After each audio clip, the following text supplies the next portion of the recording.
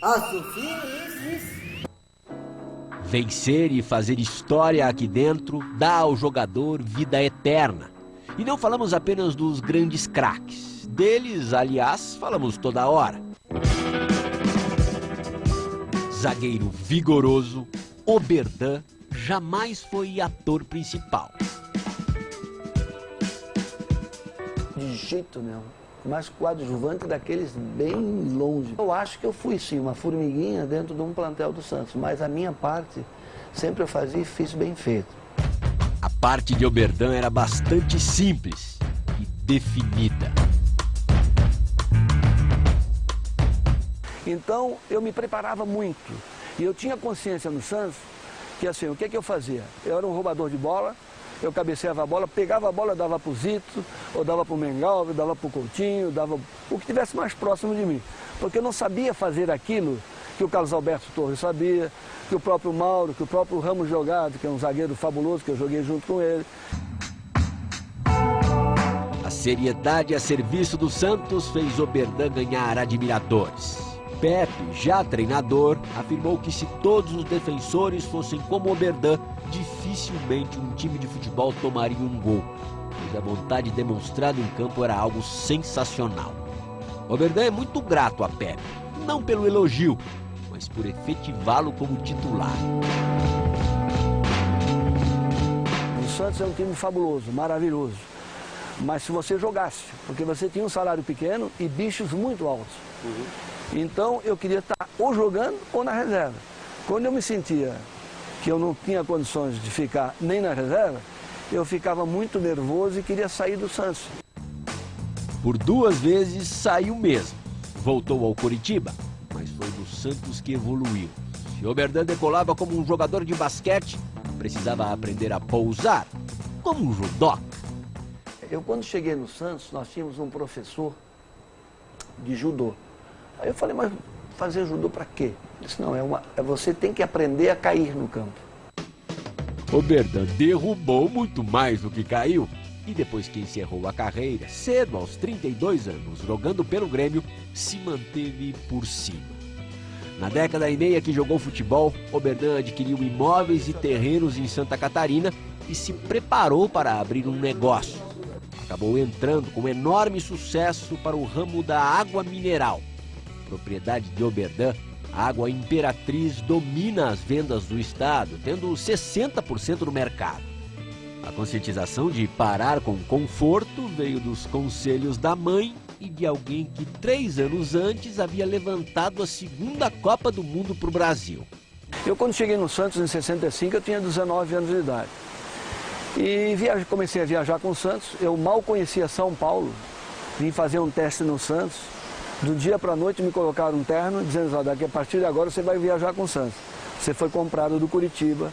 E a primeira viagem que eu fiz, eu tive a oportunidade e o prazer de ficar num quarto, porque eram escolhidos os quartos. E ele me escolheu para ficar, talvez para me orientar, para falar comigo, que é uma pessoa que infelizmente não está mais com a gente, que era o Mauro Ramos de Oliveira. E nós estávamos no hotel e eu todo entusiasmado, eu descia, subia, porque eu via um monte de gente, assédio, né, de homens, mulheres, de todo mundo querendo falar com a gente, e principalmente, evidente, do Pelé.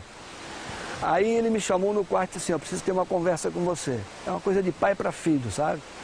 Eu falei, o que é que você quer? Primeiro ele me mostrou uma lista de um pedido de $50 de cada jogador. Eu não estava entendendo o porquê daquilo. Ele disse, olha, Oberdan, isso aqui, eu estou fazendo uma vaquinha, estou pedindo a todos vocês, para dar a um ex-jogador do Santos, que também já faleceu faz muito tempo, o Vasconcelos, que foi um jogador extraordinário. E hoje ele não soube... Pelé antes do Pelé. Era o Pelé antes do Pelé. E ele não soube aproveitar as oportunidades e acabou gastando tudo e ficou sem dinheiro. E começou a pedir.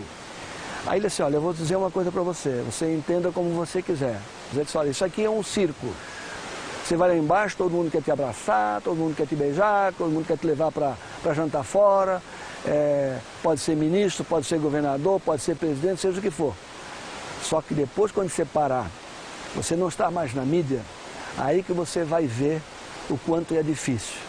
E isso aqui passa muito rápido, são 10, 12, talvez 15 anos. Quando ele me falou isso, assim, eu quase nem dormi de noite, assim, fiquei martelando a minha cabeça. Então, a partir daquele momento, de 65, eu comecei já a pensar em parar no outro ano. O que que eu fiz? Eu comecei a adquirir bens, comecei a adquirir coisas. Tanto é que em 65 a 67, eu era o único jogador do Santos profissional que não tinha carro. Todos tinham carro. Já tinha 21 anos, só que eu já tinha 4 apartamentos. Oberdan divide seu tempo entre as distribuidoras de água em Florianópolis e a fábrica em Santo Amaro da Imperatriz. Nas duas, se orgulha de apresentar os funcionários. São no total 200 diretos e 5.000 indiretos. No escritório, dá um tempinho no trabalho ao relembrar das belas situações passadas em excursões pelo mundo.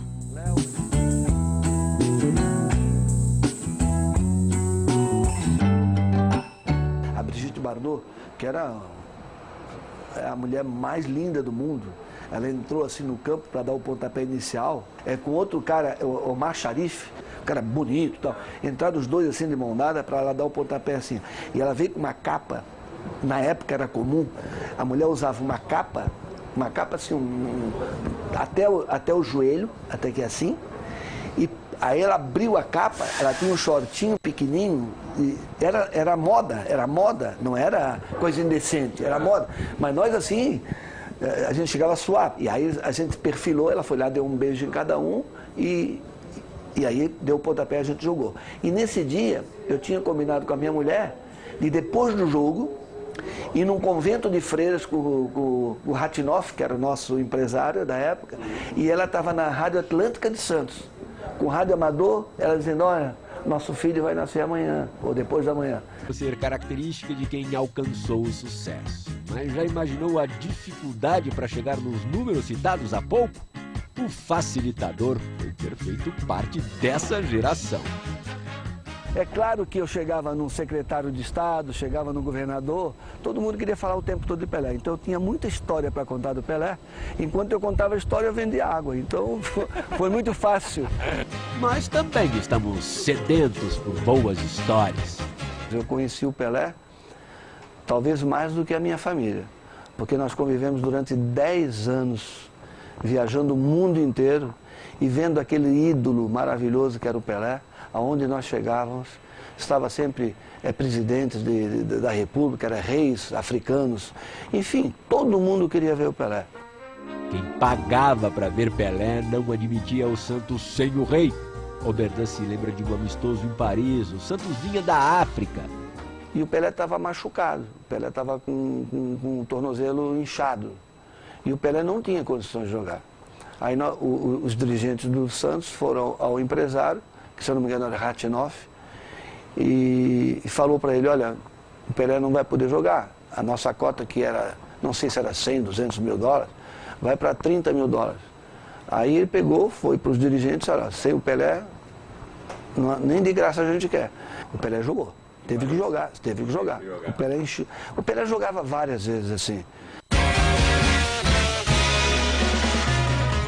Marcar Pelé era uma honra, mesmo que fosse num treinamento. Eu tenho até uma foto, é muito gozada, é que as pessoas não vão entender. Se eu mostrar a foto, eu rindo e o Pelé na minha frente tentando driblar. É que o Pelé tinha muito esse hábito de fazer tabela com as suas pernas. Então você abria a perna, ele jogava numa perna sua e recebia na frente. Então eu deveria estar naquele momento nessa situação, porque eu dei risada e sabendo da jogada. O pior é isso, que você sabia e não conseguia fazer com que ele não fizesse isso. No jogo pra valer, Oberdan não dava pisadinha pra ninguém. No mini torneio em La Bombonera, o Beck cruzou alguém mais durão. E então nós estamos jogando, e estamos numa final com o Boca Juniors. E tinha um jogador chamado Tanque Rojas. O cara tinha 5 metros de largura, era uma coisa absurda. Você não conseguia marcá-lo. E eu com o corpo assim, franzino, era muito difícil. Eu tentava antecipar e ganhar a bola na cabeça, empurrando não adiantava nada, porque ele jogava 3 para dentro da área. Aí eu falei assim, o que é que eu vou fazer com um cara desse? Assim, eu não tenho como bater nele, ele vai me bater aqui. Assim, eu vou tentar arrumar uma coisa. Quando chegou no vestiário, eu falei para o nosso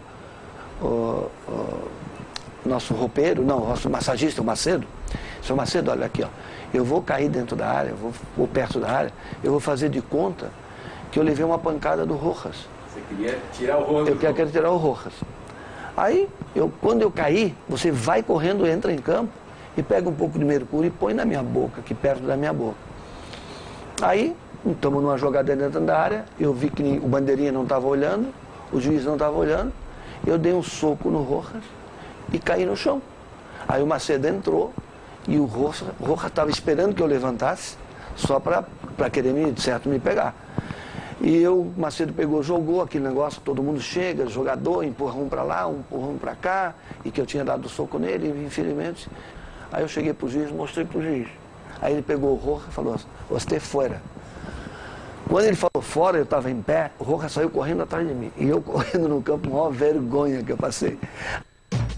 Os atacantes santistas botavam muito mais terror nos adversários que qualquer El Tanque. Dois deles, Edu e Toninho Guerreiro, foram inseparáveis de Oberdan. O segundo passava noites em claro ao seu lado. O Toninho Guerreiro era um cara que dormia 3, 4 horas da manhã. Ele ficava lendo um livrinho de Bang Bang, de histórias de Bang Bang. O autor era Marcel Lafonte Stefania. Eu guardei porque era tanto livro. O Toninho levava 2 malas, uma pequena para roupa e uma enorme, cheia desse livro, de Miguel Stefania. Era um bandido, ou melhor, um mocinho que só dava tiro e batia na cabeça, só na testa.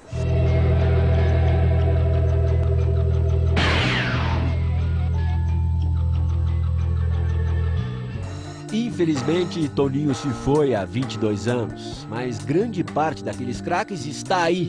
Pelo menos uma vez por ano, o Oberdan faz absoluta questão de reunir a velha guarda. Ele vai a Santos, fecha uma churrascaria e viaja no tempo. E quando a gente faz esses encontros, nós começamos 10 horas da manhã. Se a gente virasse à noite, a gente não se daria conta, porque é tanta besteira, tanta palhaçada. Pepe e Coutinho eram os líderes da quadrilha. Mengalvio, o desligado. O Mengalvio entrava às vezes jogando com o Palmeiras, e isso cansa. Não sou eu que estou falando. Isso você pode perguntar para todos os jogadores do Santos. Você está jogando com o Palmeiras, aí está o jogo duro, barbaridade, assim, pô, esse Guarani hoje veio bem armado, né? Porque a camisa era igual, era verde. Contra o adversário que fosse, o Santos jogava por música. E nas concentrações da vida, Pelé dava o ritmo ao lado de Oberdan. Só que nesse caso, invertia-se o craque. Contigo aprendi que existem novas e melhores emoções. Contigo aprendi a conhecer um mundo novo de ilusões. Aprendi que pode um beijo ser mais dulce, mais profundo. Eu quero irme mañana mismo deste mundo. Las cosas buenas, yo contigo las viví. E contigo aprendi que yo nací el día en que te conocí. Tanto tiempo disfrutamos de ese amor. Nuestras almas se acercaram tanto assim. A música embala a saudade, que Oberdan tenta de todas as formas atenuar.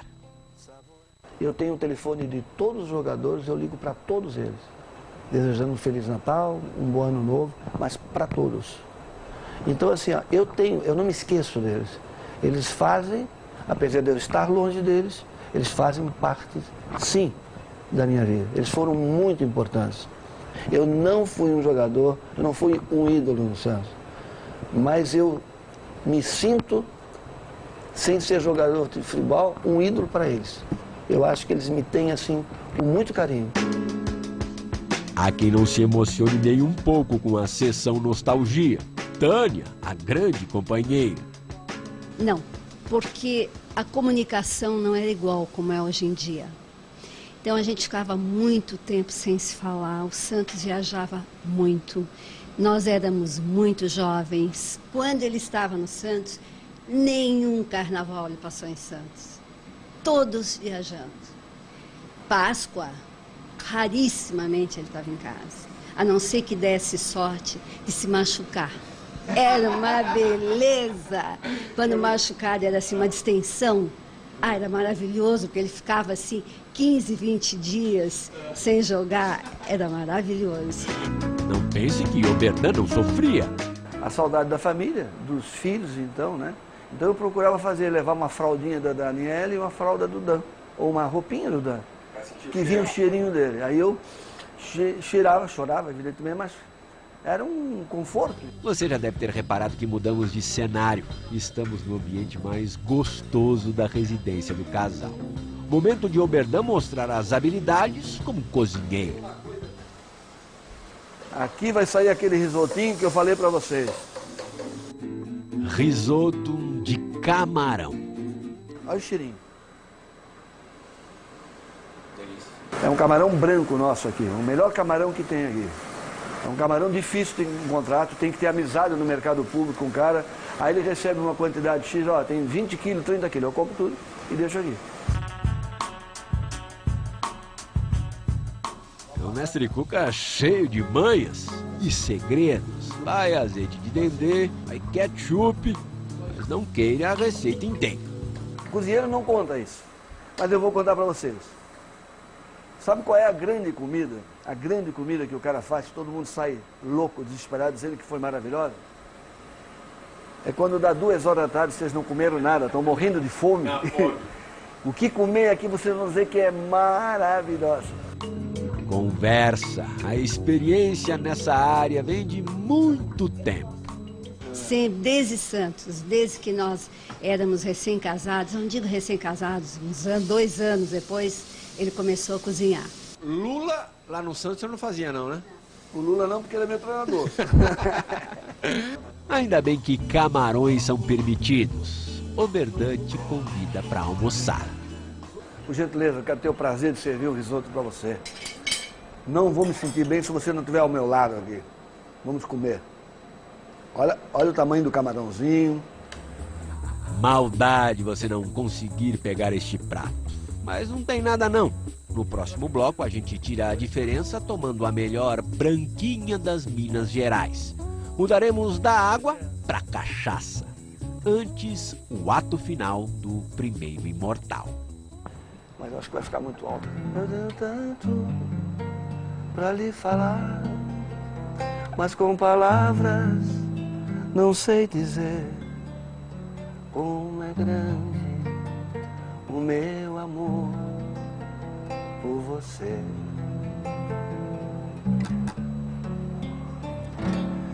E não há nada pra comparar, para poder lhe explicar como é grande o meu amor por você.